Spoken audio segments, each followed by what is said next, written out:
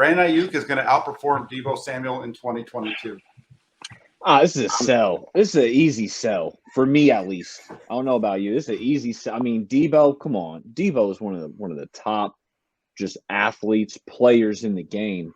And Aiyuk, I know a lot of people are expecting this breakout year for Aiyuk. I'm not quite there. I think Aiyuk is good. You know, I don't see him. I don't want to get crucified, but I don't see him as a bona fide number one. And we don't need him to be that. That's Deebo. So no, I'm selling.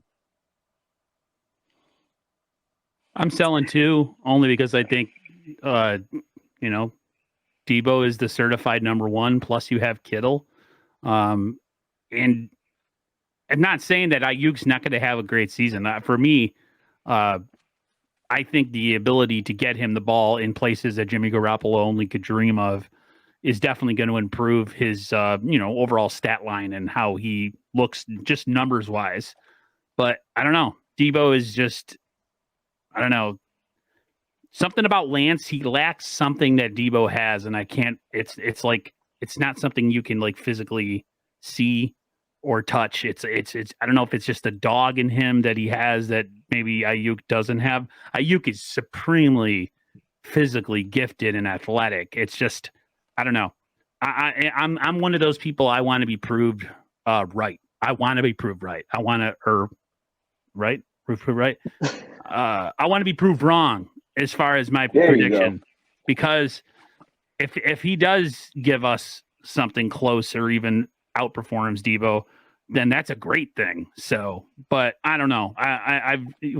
We've yet to see it from him. He was in the doghouse last year for whatever reason. We don't know. It could have been he just didn't like Jimmy Garoppolo very much, but he's going to have his chance this year. But I still think Deebo's the guy. And until proven otherwise, I'm going Deebo all the way. Deebo's always going to be the guy, though, because that's just what he is. He's that guy. But it's year three. So about year three with these 49ers. Kittle, Deebo. It's Aiyuk time.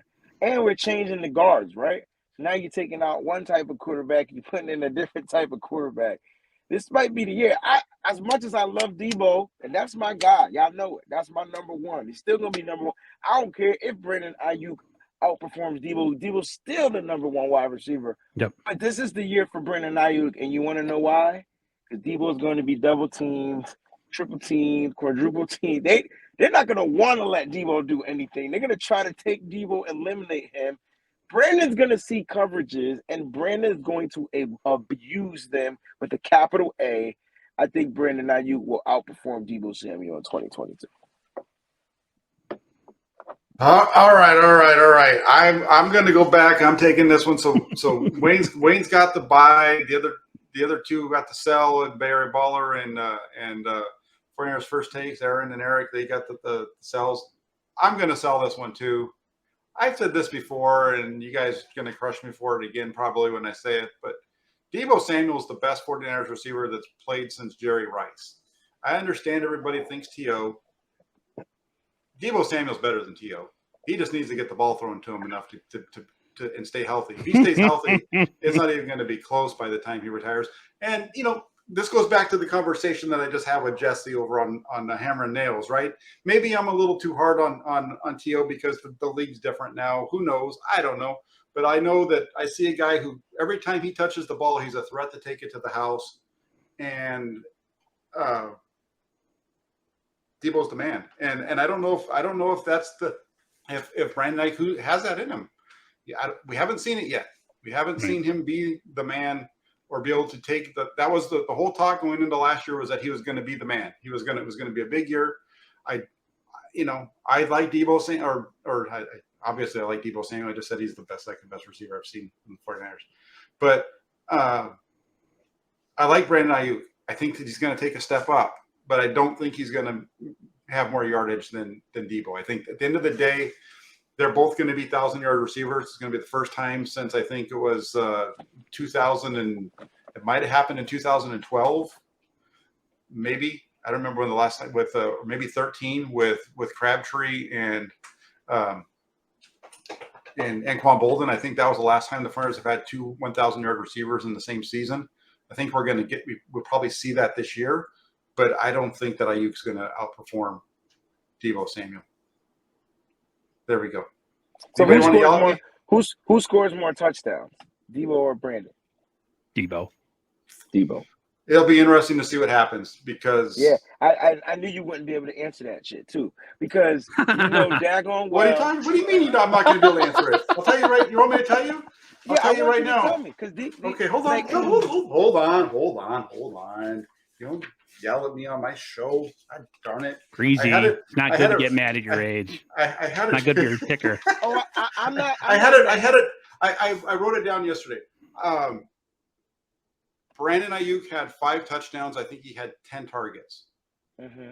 Those are in the red zone stats. And I think Aiyuk had 5 total. All of his came in the red zone. He's a better red. And I think if I remember correctly, Deebo Samuel had 2 red zone touchdowns out of 9 targets.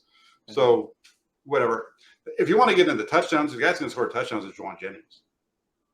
Oh, I mean, yeah, okay. That's a good point. That's a good one. Yeah. But and I hear what you're saying. And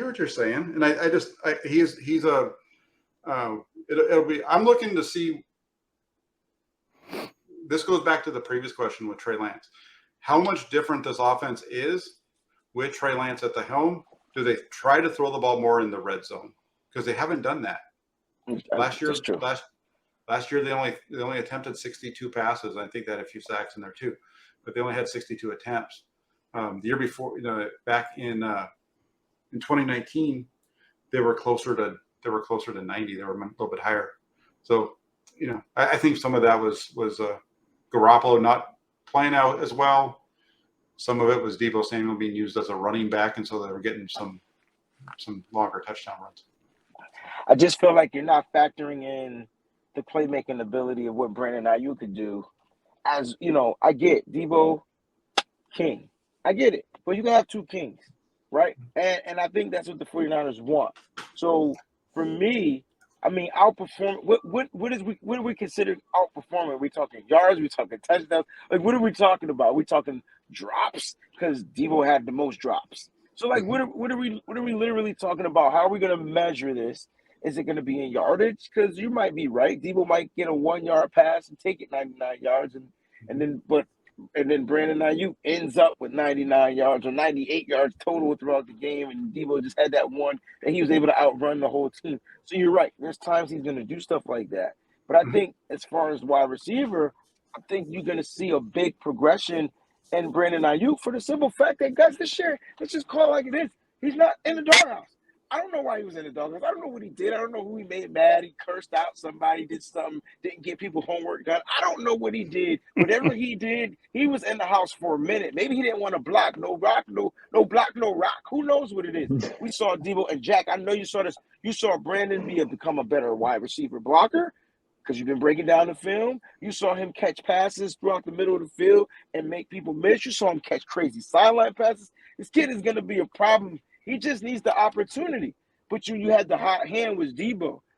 Do you force the ball to Deebo if he's bracketed and double covered and all that stuff? That's when you're going to make mistakes. So I think Trey Lance will dictate who's going to have the best season. Okay, and I don't disagree with you.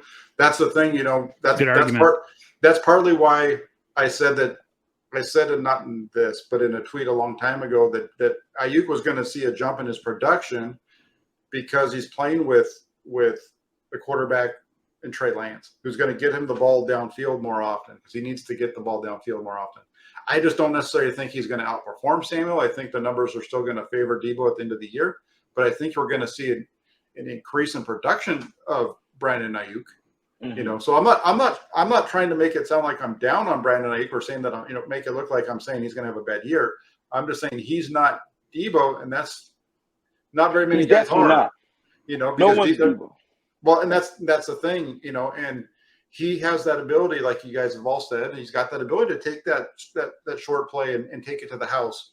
We haven't, other than and he's done that consistently. Whereas we've seen it from Brandon Aiyuk a couple of times here and there. You can pull a couple of plays, but it's not on the consistent basis like we've seen from Deebo Samuel. But he's going to be a good player. He's going I think he's going to get some those more downfield passes. I mean, shoot.